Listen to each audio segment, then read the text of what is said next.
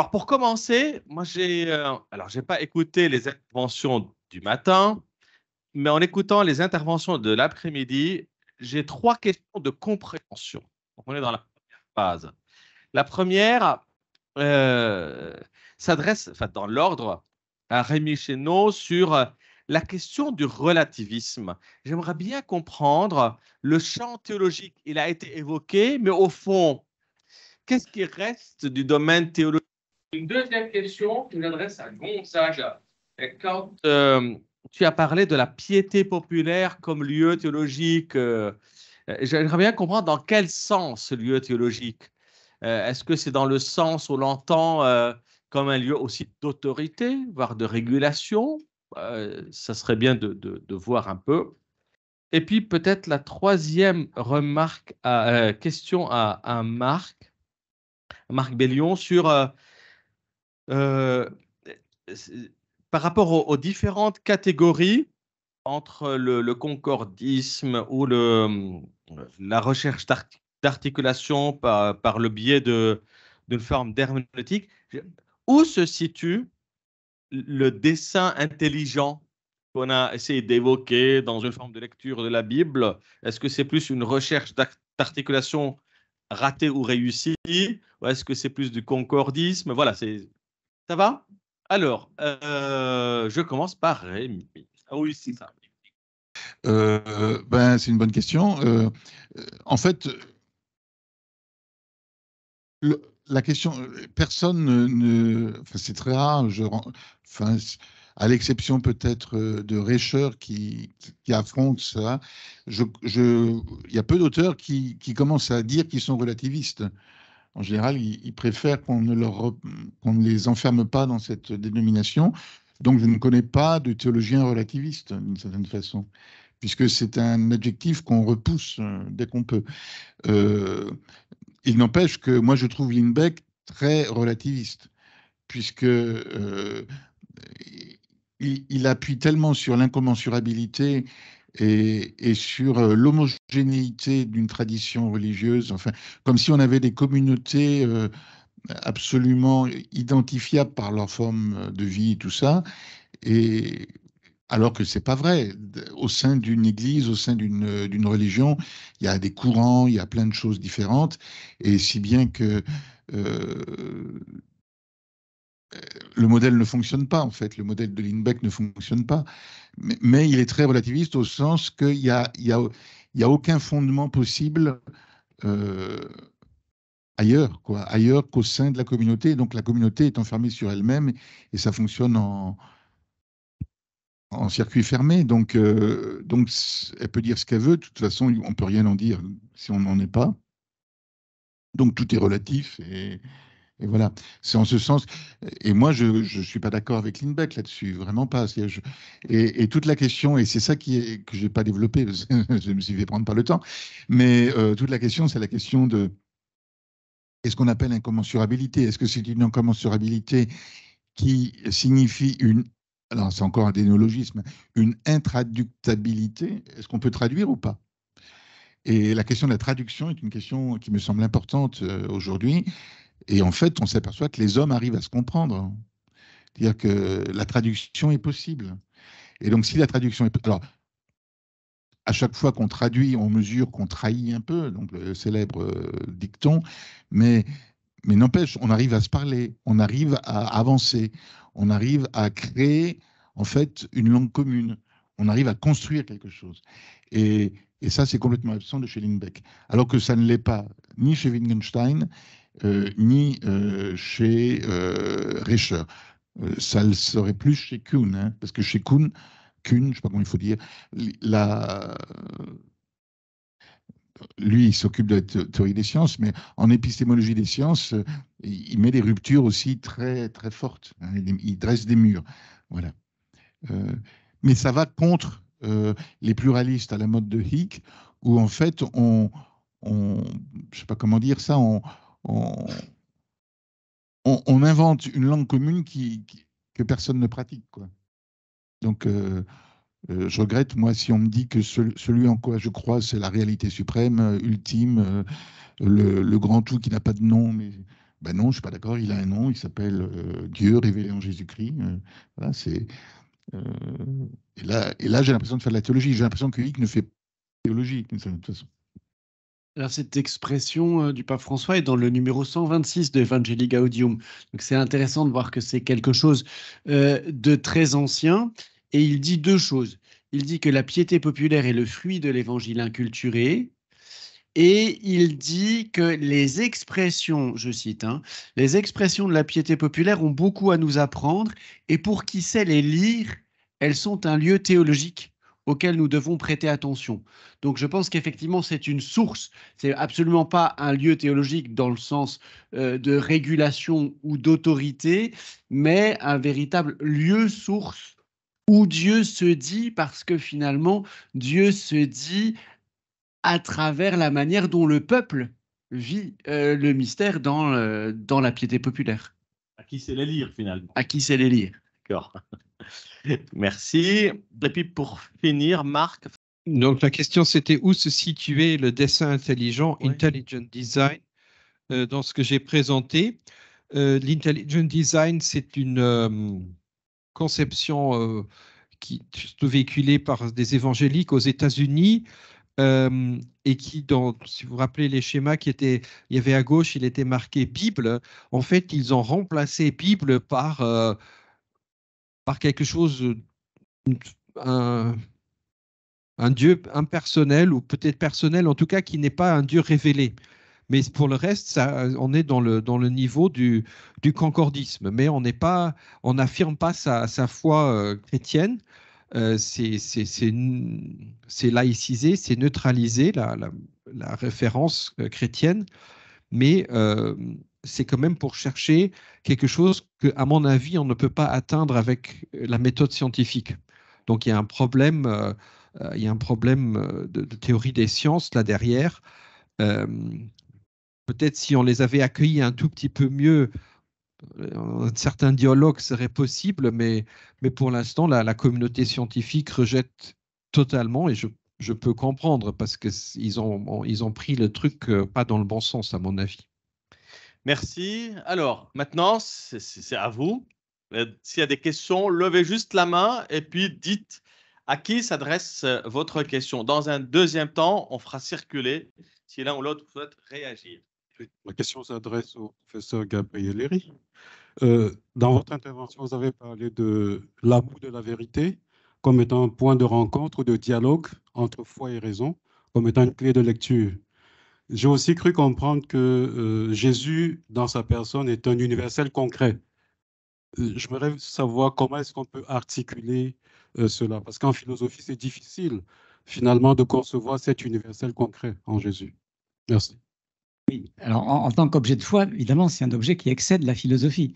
C'est ce que j'ai cherché à dire rapidement à partir de Blondel, c'est-à-dire que si je résume ce que je voulais dire, du point de vue de la philosophie, ce qui serait une connaissance absolue sur le plan épistémologique, ou ce qui serait une réalité absolue sur le plan ontologique, c'est quelque chose que la philosophie ne parvient jamais à substantialiser, pour reprendre un terme qui a été utilisé hier, parce qu'on n'arrive jamais à faire coïncider dans l'expérience d'une réalité à notre portée, l'universel et le singulier, ou bien la connaissance rationnelle et ce qui serait un principe absolu. Ce que j'ai voulu dire, c'est que du point de vue blondélien, mais on pourrait prendre d'autres auteurs un peu de même manière, du point de vue analogue, lorsque la révélation a lieu, lorsque le Christ se révèle, il apparaît aux yeux du croyant comme celui qui accomplit ce que la philosophie visait sans le savoir, si je puis dire.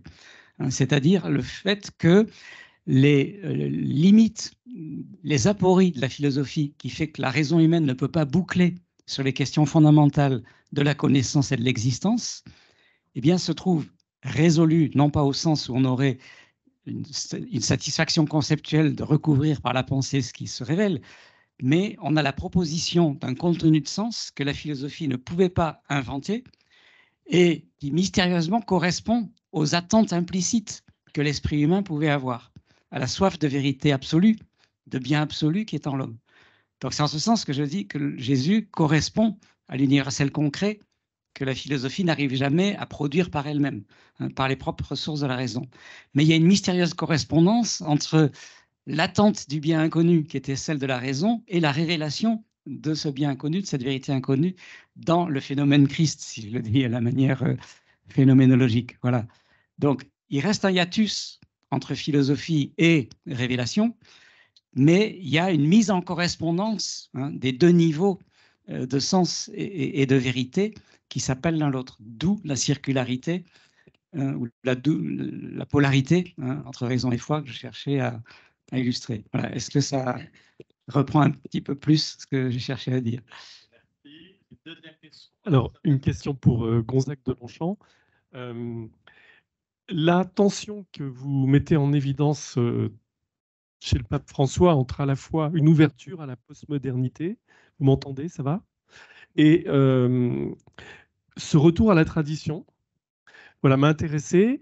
Et alors, c'était pas très clair pour moi si dans tradition vous entendiez écriture et tradition, mais ça me rappelait le slogan de l'humanisme de la Renaissance, ad fontes, un retour aux sources. Est-ce qu'il y a, à votre avis, dans l'esprit du pape François, une critique d'une certaine tradition, comme il y avait à l'époque de la Renaissance, qui était aussi une question d'ouverture à la modernité, en fait? Je ne pense pas que dans le fait du pape François, ça se traduit en critique de la tradition. Ce qu'il va énormément critiquer, c'est une conceptualisation de la théologie coupée d'une tradition vivante, ce qui fait que, au fond, on est dans ce qu'on disait déjà hier, dans une théologie, et même ce matin, dans une théologie des conclusions. Et ça, il y a une critique acerbe, mais ce n'est même pas une critique, c'est une allergie qui transparaît chez le pape François dès qu'il en parle. Il est en fait extrêmement pénétré, d'abord, je pense, de sa tradition jésuite, dans la vision de la tradition et dans la vision de cette centralité de l'acte du Christ, pour prendre une expression proche du cardinal de Lubac. Et il est complètement pétri de Dei Verbum parce qu'il cite ou il fait allusion à Dei Verbum régulièrement.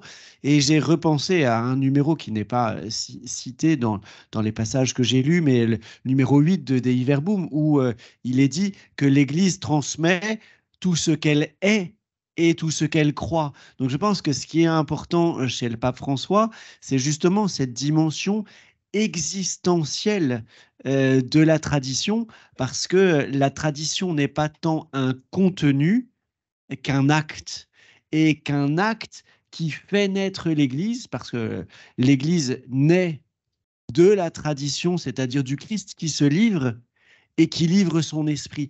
Et au fond, l'acte de tradition est cette vie en fait de l'Église. Et c'est ça qu'il regarde en premier. Et en même temps, il va faire référence au contenu de...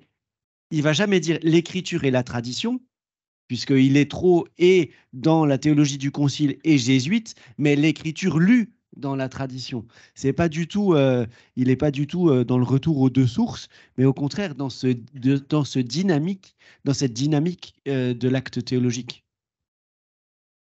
D'où l'image du fleuve. Question après Gonzague. Donc tout simplement, je n'ai pas réussi à noter parce que pour moi c'était trop rapide un peu. Par rapport à ce fleuve, tu as dégagé plusieurs éléments. Donc ce que j'ai noté, c'est cet élément de ressourcement à l'écriture et tradition. Et quels étaient les autres éléments, si tu peux répondre? Il y a deux choses. C'est que dans l'image du fleuve, il y a la source, qui est l'écriture lue dans la tradition, et l'irrigation des cultures.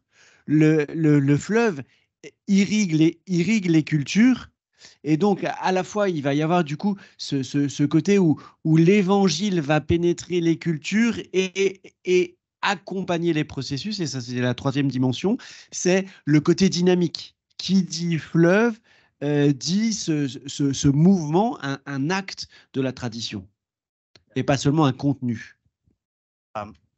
La vérité vous avez parlé du relativisme, en fait, le grammaire, où il y a la grammaire de, comment vous avez dit ça déjà? Chaque tradition prétend dire quelque chose de vrai. Par contre, cette vérité est liée, comme vous l'avez dit en reprenant aussi tout à l'heure là, à cette région et à cette culture. Et après là, vous dites que la vérité n'est pas relative. Par contre, la grammaire du langage est relative. Alors, chaque tradition ou chaque culture prétend dire quelque chose de la vérité. Qu'est-ce que la vérité finalement? Aucune. Je réponds comme Jésus par un grand silence. Qu'est-ce que la vérité? Oui, bonne question. Alors, je vais faire une petite pirouette. Je vais prendre plutôt la question de qu'est-ce que la réalité? Et alors, il y a 4 modèles distincts que Rescher, ce que je n'ai pas pu dire tout à l'heure. La réalité présente plusieurs aspects. Donc, la réalité est complexe, elle a plusieurs aspects. Hein, et donc, chacun voit un aspect de la réalité. Donc, on n'est pas d'accord parce qu'on ne voit pas la même chose. On ne regarde pas du même côté. Si vous voulez, prenez la montagne, on regarde la face nord, il y en a un qui regarde la face sud. Voilà. Mais il y a plusieurs aspects. Voilà. Hein, et ça, ce qu'on appelle le pluralisme additif. Hein, on ajoute. Et donc, ce qu'il faut chercher pour essayer d'atteindre la vérité, eh ben, il faudrait ajouter toutes les visions possibles. Ça ressemble un peu, quoique, à ce que disent, ça va faire très, très chicos, là. Dans le jaïnisme, il y a la théorie de l'Anekantavanda, c'est du sanskrit, rassurez-vous, et ils disent que dans un débat, je simplifie, hein, ça s'appelle le Saptangi, il n'y a que 7 positions possibles. Il y en a qui disent c'est vrai, il y en a qui disent c'est vrai, il y en a qui disent c'est faux, il y en a qui disent on peut, c'est pas trop, il y en a qui disent c'est vrai et il y en a qui disent on sait pas trop, il y en a qui disent c'est faux et il y en a qui disent c'est pas trop, et il y en a, dernière possibilité, ça en fait 7, il y en a qui disent c'est vrai, il y en a qui disent c'est faux, il y en a qui disent on sait pas trop. Voilà. Et ils disent, dans le jaïnisme, il dit il faut faire circuler toutes ces prises de position. On est vraiment dans un pluralisme additif, hein, vous voyez. L'autre position, je vous ai dit qu'il y en avait 4, le deuxième modèle, c'est la réalité est une illusion. Il n'y a pas de réalité. Hein, il n'y a pas de réalité accessible. Tout point de vue échoue. Donc, quoi que vous essayiez de dire, vous n'atteindrez pas la réalité au point de se demander si elle existe. Hein, c'est un scepticisme fondamental. Alors ensuite, l'autre position qui est la plus classique, c'est la réalité est unique. Donc la philosophie traite de cette réalité avec une unique solution correcte. Il n'y a qu'une vérité. Si je trouve la bonne solution, c'est la vérité. Il existe un point de vue correct, un seul. Hein, alors Rescher appelle ça de l'absolutisme. Et puis la dernière possibilité, c'est la réalité est une question de perspective. Plusieurs perspectives sont possibles. Chacune permet une approche spécifique de la réalité, c'est ce que je vous ai défini, mais sans qu'on puisse se définir sur la réalité elle-même. Est-ce qu'on a plusieurs approches parce que la réalité est complexe? Est-ce qu'on a plusieurs approches parce que la réalité est simple? Présente-t-elle plusieurs aspects ou un seul? On ne peut pas savoir. Elle ne nous est accessible qu'à travers diverses perspectives qui sont autant de filtres différents. C'est l'orientationalisme, toujours des mots en isme, ou alors le relativisme axiologique, donc la position défendue par Rescher. Vous voyez, la vérité... Il mérite une conférence encore oui. supplémentaire, donc on a senti fait. Alors, est-ce qu'il y a encore des questions de clarification? La question s'adresse au frère Henri Deneau. Et une question de clarification par rapport à la notion d'anamorphose dont vous avez parlé ce matin. Est-ce que vous pouvez revenir là-dessus et donner en tout cas les quelques éléments que vous avez relevés chez saint Thomas qui permettent de, je ne sais pas, en tout cas satisfaire cette proposition de théologie que Jean-Luc Marion se donne de proposer? Je ne veux pas refaire la conférence. Mais anamorphose, je ne l'ai pas encore trouvé chez saint Thomas. Peut-être Camille l'a déjà trouvé.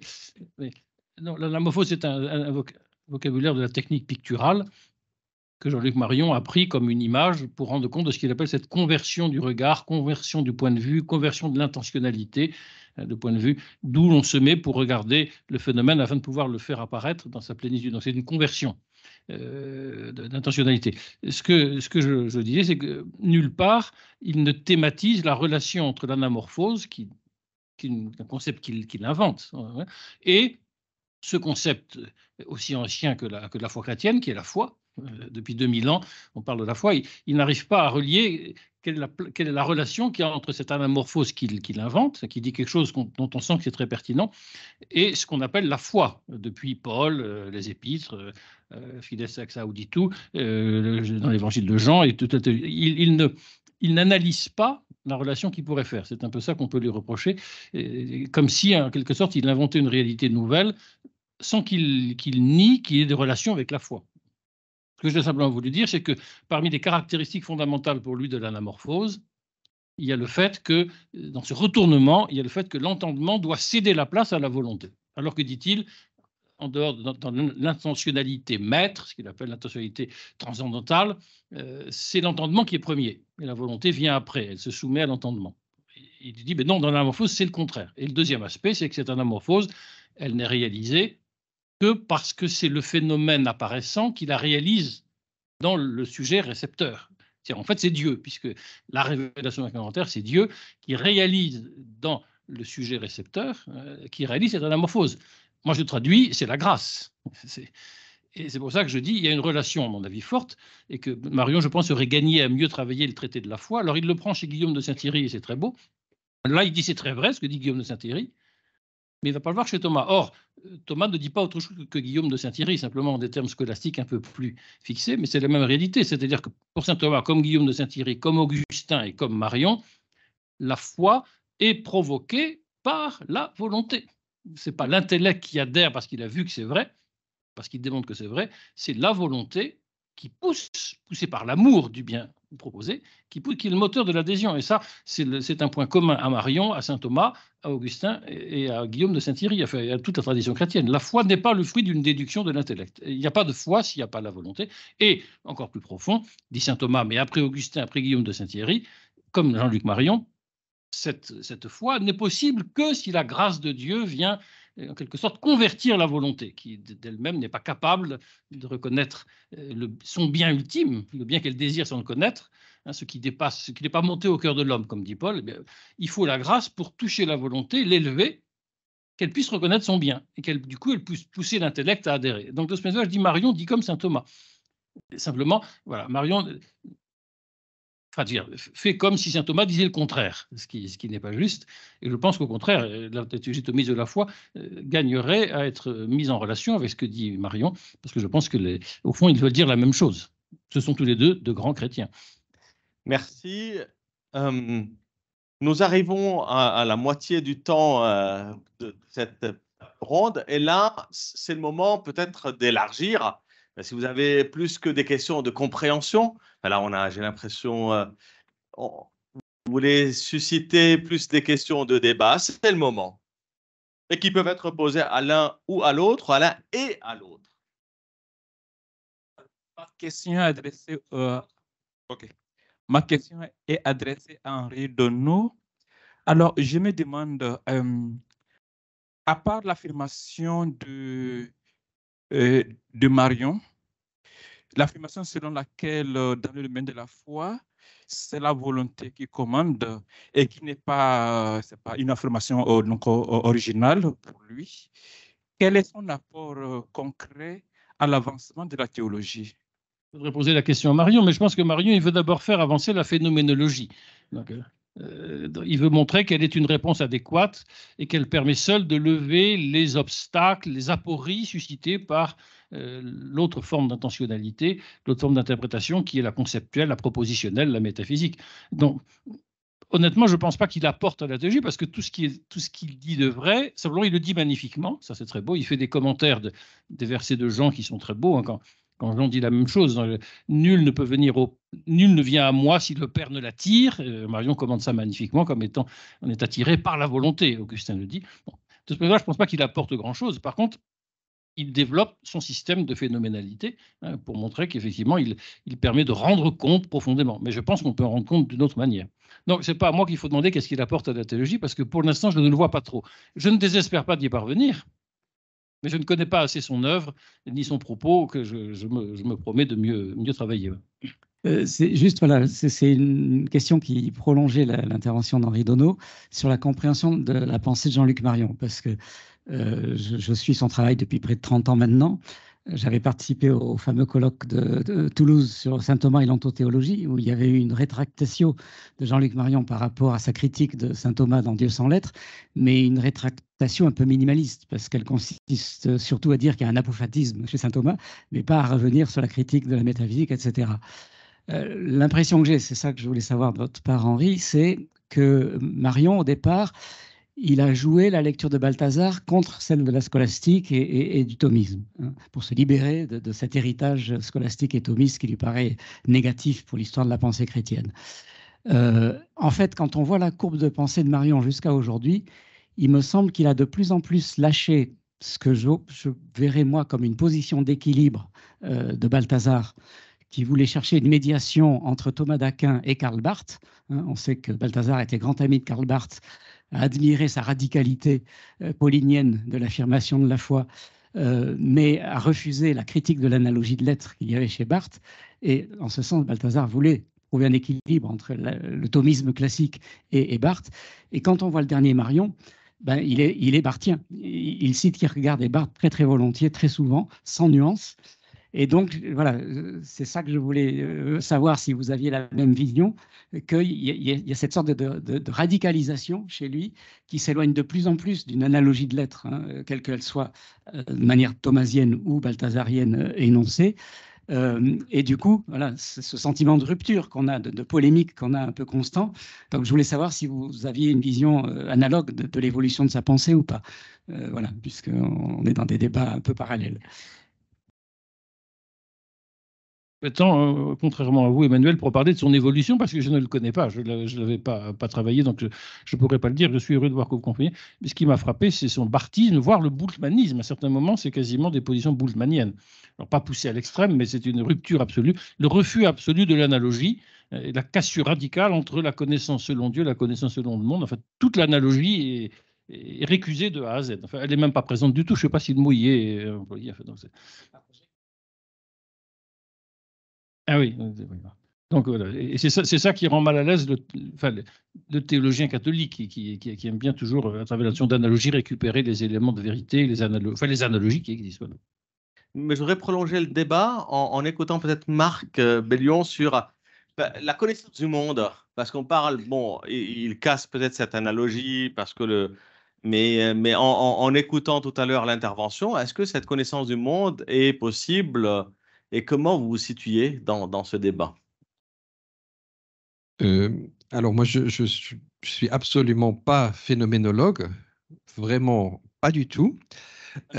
Donc je suis pour la tradition analytique qui se base sur l'analyse conceptuelle et qui n'a pas mis à la poubelle la métaphysique. Qui souvent, chez les philosophes, est une métaphysique, comme on dit, des tables et des chaises, parce qu'ils parlent des objets qu'ils voient autour d'eux pour décrire le monde, parfois un peu réducteur, parfois du mal à élever un peu, mais en tout cas, il y a des philosophes. Maintenant, il y a apparaît ce qu'on appelle aussi la théologie analytique, qui utilise ces méthodes de la philosophie pour parler de Dieu et du monde, des interactions entre Dieu et le monde, qui est vraiment très différent d'une pensée de Marian et qui fonctionne autrement et qui, à mon avis, a une certaine pertinence pour décrire le monde et qui est souvent assez proche d'une méthode, pas nécessairement du contenu, mais d'une méthode telle qu'on peut la trouver chez saint Thomas. Est-ce que, par exemple, Camille, tu veux réagir enfin, par rapport? Non. Alors, c'est Rémi. Moi, j'avais une question au frère Gonzague. Est-ce que tu as compris, est-ce que tu peux nous expliquer finalement comment est-ce que le pape François comprend ou pas l'inculturation, la contextualisation de la théologie? Ça veut dire quoi chez lui? Parce que moi, je me réfère à Bevans, donc c'est un chercheur américain qui a fait une typologie avec 6 grandes catégories de contextualisation possibles. Et voilà, je trouve, ce que j'entends, moi, me semble très... oui, enfin bon, bref.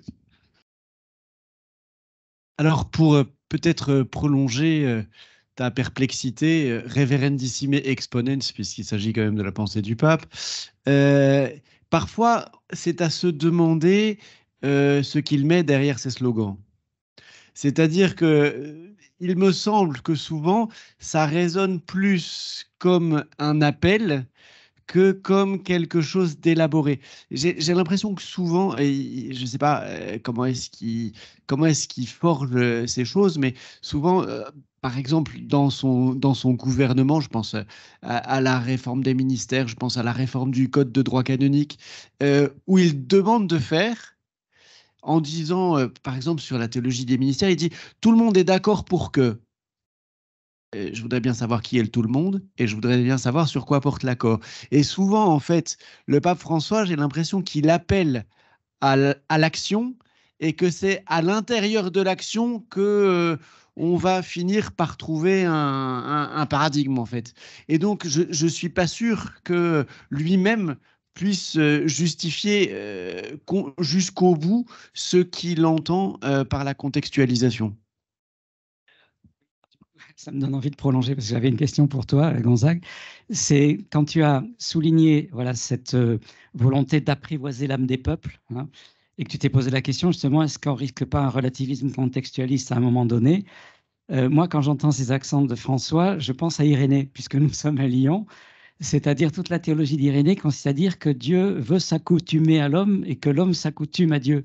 Et cette idée d'accoutumance mutuelle, ça me paraît précisément, dans la théologie que je connais d'Irénée, pouvoir supporter cette contextualisation de la foi par rapport aux cultures. Parce qu'il s'agit de s'adapter à la modalité de réception, hein, n'est-ce pas, ce qui est un thème bien connu en théologie, de l'humain par rapport à une parole éternelle qui doit s'adapter à différents contextes. Donc je voulais savoir si cette suggestion de parallèle avec Irénée paraissait pertinente ou pas. Moi, elle me parle, d'autant que je suis non seulement habitant à Lyon, mais voisin d'Irénée. Je ne sais pas si ça change quelque chose. C'est parlant. Moi, j'ai l'impression que ce qui sous-tend ces affirmations du pape François, et là, on arrive dans un domaine compliqué, c'est sa théologie du peuple. Et sa théologie, entre autres, du peuple de Dieu.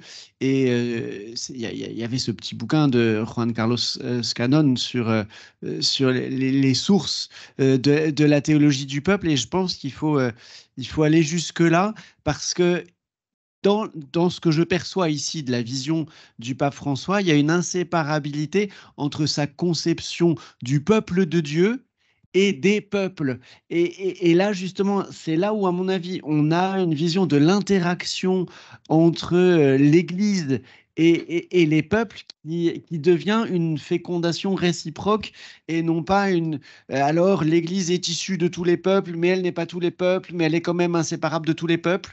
Et là, il y a peut-être quelque chose à penser. Et en tout cas, là où je vois un accent irénéen, c'est l'audace d'aller lire ce que vivent les peuples et d'aller lire Dieu qui se dit à l'intérieur de ce que vivent les peuples. Et c'est pour ça que je ne sais même pas sûr que la notion d'inculturation comme telle convienne en fait à ce que le pape François cherche. Je ne veux pas monopoliser la parole, mais on est très ignorant en France des sources intellectuelles et théologiques de François. À la différence de l'Italie, par exemple, parce que sa théologie du peuple, de la culture, etc., ça vient en partie de la théologie de la libération, l'école argentine, qui n'est pas l'école brésilienne. Ça, c'est une chose qu'on ignore totalement en France.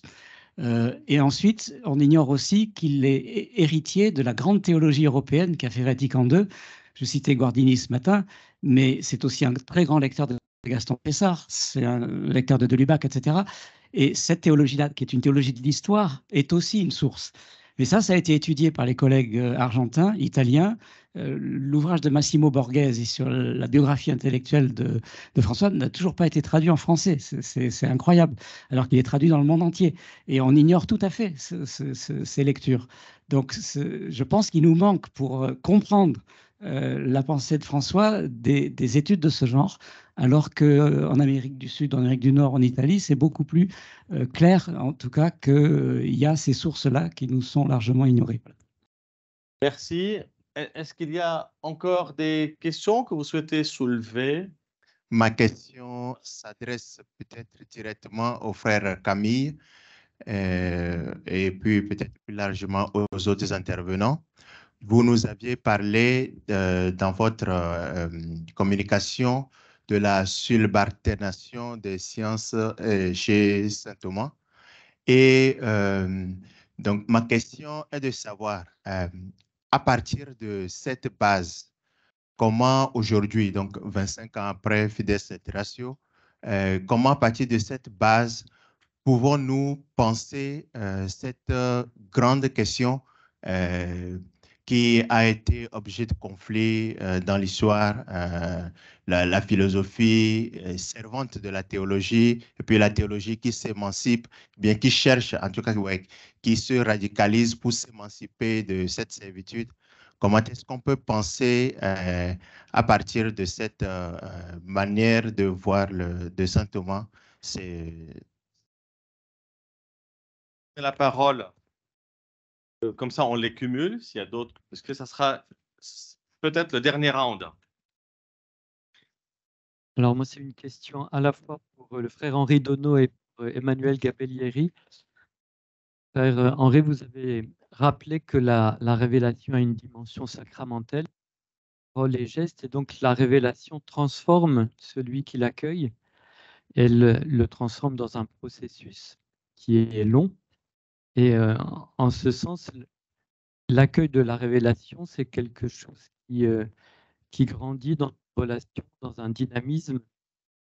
Et cet aspect-là n'apparaît pas du tout chez les philosophes qui voient la foi comme une mission, mais pas du tout dans un dynamisme transformé et qui élargit l'intelligence.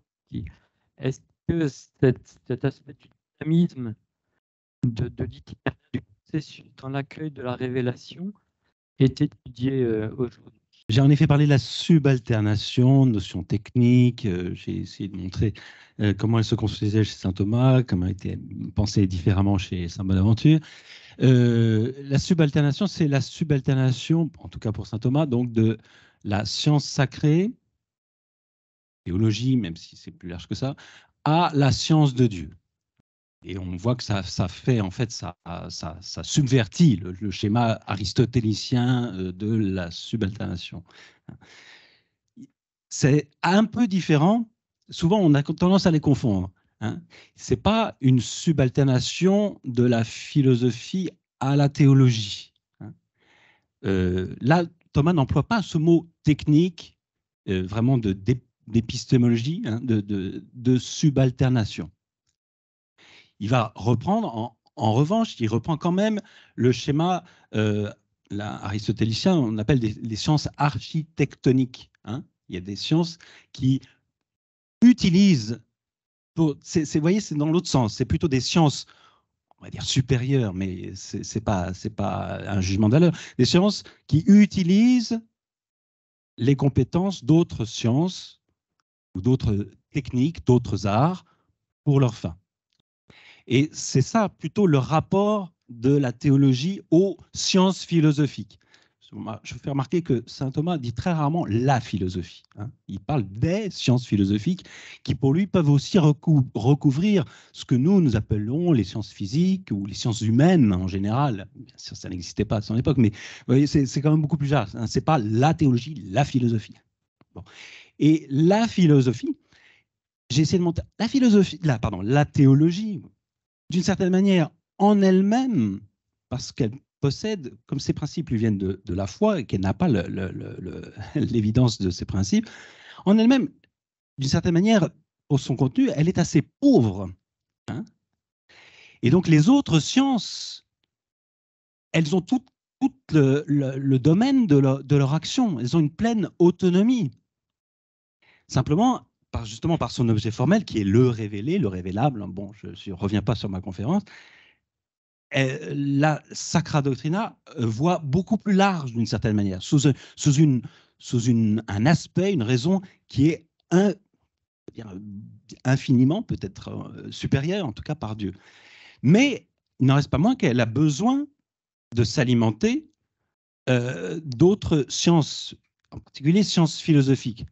Non pas parce qu'elle serait à la remorque de ces sciences. Hein. Aujourd'hui, on peut avoir la conception, la théologie, il faut qu'elle se renseigne sur les autres sciences. Non, simplement, elle les utilise. Et c'est là que saint Thomas, je crois que c'est l'article, bon, bref, 7, 6, 7, bon, enfin, c'est quelque chose par là. Va dire, et elle n'en use pas comme si elle en avait besoin, comme si elle était en manque, mais elle en use comme des servantes ou des auxiliaires, je préfère dire ça, hein, sicut ancilis, hein, comme des auxiliaires qui lui servent. Elle dit aussi inférieur. Hein, mais... Donc c'est l'attitude de la théologie qui, d'une certaine manière, en elle-même est assez pauvre en contenu et qui utilise utilitarisme revendiqué, les sciences philosophiques, on peut élargir les sciences humaines en général, ou d'autres sciences, même physiques, naturelles, pour elles-mêmes. Hein. Mais simplement, l'erreur qui court, c'est de dire « Ah oui !» Et donc, la philosophie, elle est ontologiquement, en soi, elle est servante. Et la théologie est maîtresse. Mais non, c'est pas ce que dit saint Thomas. Il ne dit pas qu'en soi, la philosophie a le statut est réduite au rôle de servante de la théologie. Simplement, il dit que la théologie l'utilise comme une servante. Vous voyez, c'est des choses différentes. Et souvent, on ne fait pas bien cette distinction. Et comme toujours, on fige les choses et on dit il y a une conception. Précisément, on a parlé d'Alain Libera, une conception complètement figée, séparée et statique des rapports et de philosophie, théologie, avec une soi-disant soumission de l'une à l'autre. J'ajouterais juste dans ce sens-là, alors je ne sais pas, Emmanuel saura peut-être, est-ce que c'est Maritain? Quelqu'un dit elle est servante, mais elle reste libre. C'est pas Maritain qui a dit ça? Elle est servante, mais c'est pas une esclave. Elle existe par elle-même, elle n'est pas... Voilà. Également, juste une toute petite remarque, je n'ai pas voulu l'enfoncer, mais Jean-Luc Marion fait l'erreur que vient de signaler Camille, c'est-à-dire qu'il y a 3 pages pour nous expliquer que, selon saint Thomas d'Aquin, la philosophie est subalternée à la théologie, ce qui est insensé. Saint Thomas ne le dit jamais nulle part. Mais Marion écrit en gros, comme saint Thomas le dit, comme saint Thomas le pense, il lui reproche de le dire. Il ne cite pas un seul texte où saint Thomas le dit, puisque saint Thomas ne dit pas ça du tout. Bon, ça me met en colère, mais enfin bon. Apprenez à lire les textes. Bon. La question sur le dynamisme de la foi, oui. La sacramentalité, c'est le grand thème de Dei Verbum 2 et de ça. J'allais dire que je pense que de ce point de vue-là, Jean-Luc Marion serait vraiment du bon côté. C'est-à-dire qu'il y a une dynamique profonde. On n'est pas du tout dans la perspective d'une foi pure soumission et pure obéissance. Simplement, justement, un des reproches que je fais aussi, c'est que Marion ne thématise plus du tout la distinction des 3 vertus théologales, qui est fondamentale dans ce dynamisme de la vie théologale. La vie théologale commence par la foi. Et à l'origine de la foi, ça saint Thomas est très clair, ça n'est pas la charité. C'est un amour, un véritable amour, mais qui n'est pas encore la charité. C'est un amour, un désir du bien promis dans l'Évangile, dans lequel on reconnaît ce que l'homme désire au plus profond de lui. Mais c'est un amour, mais ce n'est pas encore la charité, parce que la charité suppose la foi, suppose la confiance, l'abandon. Or, Marion ne thématise pas du tout ça. Il mélange sans cesse la charité, c'est la foi c'est la charité, et même l'espérance. je trouve que justement, il mutile un peu la capacité de vivre ce dynamisme de la vie de la grâce qui passe en permanence par ce chemin. Alors, ce n'est pas un chemin chronologique, mais en permanence, il faut travailler ces 3 vertus, avec toujours cet ordre premier de la foi, qui est quand même la première, et qui permet ensuite l'espérance et qui ouvre à la charité, et d'où une dynamique permanente de croissance de la vie théologale. Et de ce moment-là, je trouve que Marion, peut-être il va le faire, mais on avait mieux thématisé la différence des 3 théologales, plus les dons du Saint-Esprit, qui sont aussi des éléments très importants pour cette progressivité de la vie de la grâce. Merci. Emmanuel, est-ce que tu veux rajouter un mot par rapport à cette question? Après, j'ai une Oui, la question, c'était savoir si le dynamisme de la foi était pris en compte par la philosophie. Hein. Alors, je pense que quand il y a un séparatisme raison et foi, précisément, c'est impossible parce qu'on ne peut plus penser la vie commune au mouvement de la raison et de la foi dont on parlait ce matin. Alors là, il y a une chose qu'on n'a pas abordée aujourd'hui, je crois, ni hier, c'est que si on n'a pas une distinction analogue à la distinction scolastique entre ratio et intellectus, il va manquer quelque chose pour penser le mouvement de l'esprit. Même le titre de l'encyclique Fides et Ratio peut être un peu critiqué de ce point de vue-là si c'était perçu comme oubliant la dimension de l'intellectus, distinct de la ratio dans le langage latin de la scolastique. Parce que pour la métaphysique de la raison des médiévaux, la raison, elle peut être dans le temps, c'est la ratio, et si elle tend vers l'éternel, c'est l'intellectus. Mais la pensée concrète, c'est toujours un mouvement entre ces 2 polarités que sont ratio et intellectus. Il y a un concept chez Thomas d'Aquin, notamment de doux ratio, qui est très utile parce qu'il prend une intensité différente selon qu'il est rapproché de la temporalité créée ou qu'il est rapproché de la durée éternelle de Dieu. Et l'intelligence humaine est précisément dans cette polarité entre les deux. Bon, bref, c'est pour dire que les philosophies de la vie spirituelle vont constamment être attentives à ça. Donc pour moi, les pensées comme Edith Stein, comme Gabriel Marcel, Blondel, Simone Weil, qui refusent ce séparatisme raison-foi, qui ont cette conscience de l'épaisseur de la vie spirituelle, échappent à cette dimension statique et figée dont on parlait, et voilà, prennent en compte ce dynamisme. Et alors du coup, je fais une remarque pour savoir si Camille pourrait ajouter quelque chose là-dessus éventuellement, c'est que dans ce dialogue entre philosophie et théologie, il manque souvent, il me semble, l'appel à la spiritualité, qui rejoindrait ce que je viens de dire, mais aussi peut-être une référence à la mystique. La question que je me suis posée en écoutant Camille tout à l'heure, c'était de me demander, quand Thomas d'Aquin parle de la science de Dieu comme du référent ultime pour la théologie comme pour les autres sciences, est-ce que ça serait la vie mystique? Est-ce que ça serait la vie trinitaire, cette science de Dieu? Qu'est-ce qu'épistémologiquement, tu dirais, pour nous